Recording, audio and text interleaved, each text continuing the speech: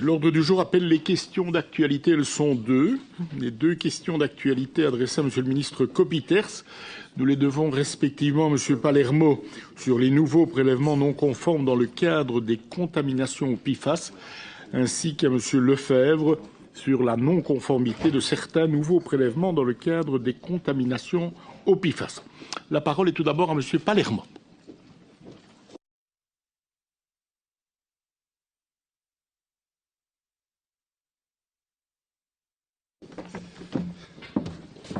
Merci Monsieur le Président, Monsieur le Ministre. Donc on en a déjà parlé lors de la commission du 1er octobre et je sais que voilà, vous reprenez cette gestion, vous êtes sur le terrain, mais le 1er octobre, lors de cette commission, il y avait une non-conformité par rapport au prélèvement de sanguin de certaines personnes contaminées par les PFAS à Chièvres, Ronquières et Nandrin. Et donc nous avions l'impression, même avec la directrice de l'ICEP, avoir trouvé la problématique et surtout trouvé la solution. Et puis ici, un article de début de semaine nous dit, voilà, deuxième prélèvement et deuxième non-conformité. Donc, je sais que vous êtes attentif, mais j'ai juste quelques questions. Est-ce que vous validez ce qui est dit dans la presse ? Pourquoi se passe-t-il ce qu'il se passe ici et pouvez-vous rassurer vraiment ces citoyens qui, pour la deuxième fois, et voire pour certains la troisième fois, devront avoir un nouveau prélèvement sanguin? Mais encore une fois, je vous remercie pour toute la transparence que vous faites en commission parce que c'est important pour eux et puis pour nous. Merci. Merci, Monsieur le député.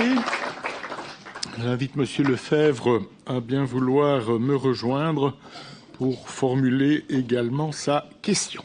Monsieur le député, vous avez la parole. Merci beaucoup, Monsieur le Président. Je ne vais évidemment pas répéter ce que Monsieur Palermo vient de dire très justement, hein, mais on a quand même l'impression d'être dans un mauvais film. Puisque le 31 octobre dernier, les personnes qui ont passé les tests ont reçu un mail qui indiquait « Le nouvel échantillon effectué ne permettrait à nouveau pas de garantir un résultat optimal ». La confiance envers l'autorité publique était déjà un peu ébranlée. Je pense que là, c'est encore pire que depuis le début de cette affaire. Moi, ce que je voulais quand même essayer de comprendre aujourd'hui, c'est qu'est-ce qui était à nouveau problématique dans ces nouveaux prélèvements. Est-ce que c'est à nouveau le laboratoire privé qui en est le responsable ? Est-ce que nous avons des nouvelles de la procédure judiciaire qui avait été lancée dans le cadre de la première erreur liée au premier prélèvement aussi ? Et comment est-ce que maintenant vous allez convaincre les malheureuses victimes de retourner une troisième fois pour se faire prélever? On parle, je pense, maintenant de gouttes de sang sur le doigt ou je ne sais pas quel nouveau procédé. Mais en tout cas, ça devient quand même fort compliqué pour les malheureuses victimes de cette pollution au PFAS. Et donc, merci de nous éclairer, Monsieur le Ministre, sur cette nouvelle situation. Je vous remercie, Monsieur le député.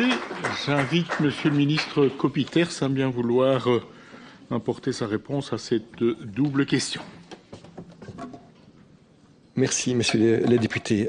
Vous comprenez bien que suite à l'erreur qu'on a constatée fin août dans les prélèvements initiaux, l'ICEP et le laboratoire font vraiment une démarche de vigilance extrême pour ne pas retomber dans les mêmes travers et ne pas constater des erreurs a posteriori. Alors, je voudrais tout à fait vous rassurer, il n'y a aucune mauvaise manipulation qui se fait actuellement, puisqu'en fait, les prélèvements sont prélevés par des infirmières, celles qui sont commanditées, et puis les échantillons sont transmis au laboratoire. Et qu'est-ce qu'on a observé?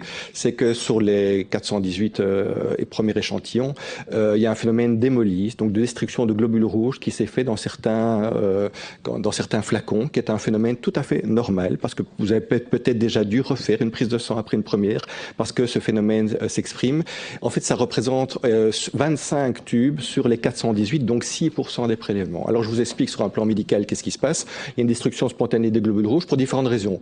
Soit parce que le garrot a été trop longtemps mis, soit parce que l'aiguille est trop fine, soit parce que le prélèvement est trop rapide, soit parce que vous souffrez d'une maladie chronique et que naturellement le phénomène d'hémolyse se fait. Donc il y a beaucoup de raisons pour ça. Et donc on est très vigilant, et l'ICEP est très vigilant, et préfère poser un principe de précaution dès qu'il y a la moindre suspicion d'hémolyse sur certains tubes. Donc sur cette dizaine de tubes dans lesquels il y a eu cette suspicion, on a demandé aux personnes d'aller pas refaire une prise de sang, d'aller faire un prélèvement capillaire, comme on l'a fait pour les enfants. C'est-à-dire c'est beaucoup moins invasif, et donc on a refait un prélèvement capillaire sur ces 15 personnes, simplement pour être sûr qu'on était dans les bonnes mesures entre la suspicion d'hémolyse et ceci. Donc on n'a pas encore les résultats, mais quoi qu'il en soit, je vous assure que les prises de sang sur un plan opérationnel continuent de façon tout à fait normale, et sur un plan juridique, l'affaire est entre l'ICEP et le laboratoire. Moi, je n'ai pas de conclusion à donner à ce stade-ci, mais toutes les choses sont en cours.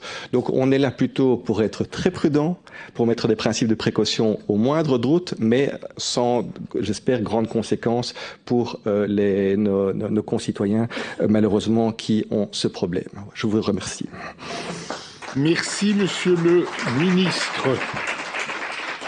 Pour les répliques, je me tourne tout d'abord vers Monsieur Palermo.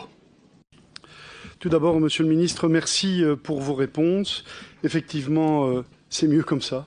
On peut déjà tout doucement se dire qu'on va attendre, mais on peut être rassuré, et surtout rassuré de faire ce que vous faites habituellement en commission, c'est vraiment d'être transparent, parce que vous l'avez été ici, vous l'êtes aussi en commission, et donc on doit veiller à ça, parce que je pense que ça reste un drame pour ces personnes qui sont concernées, évidemment, un drame humain, mais aussi ce qu'ils veulent aujourd'hui et surtout pour demain, c'est d'être assurés, d'être suivis et encadrés, et je sais que vous allez le faire sans aucun problème. Merci pour ça. Merci, Monsieur le député. Je me tourne vers vous, Monsieur Lefebvre, pour votre réplique. Merci beaucoup, Monsieur le Président, et merci effectivement, Monsieur le Ministre, pour ces informations. Je ne suis évidemment pas médecin et donc je n'avais pas ces informations techniques. Je profite de l'occasion aussi pour rappeler la demande de l'ICEP d'augmenter le cadre pour pouvoir faire le suivi du biomonitoring PFAS, et donc j'espère que votre gouvernement y sera attentif dans le cadre des travaux budgétaires à venir.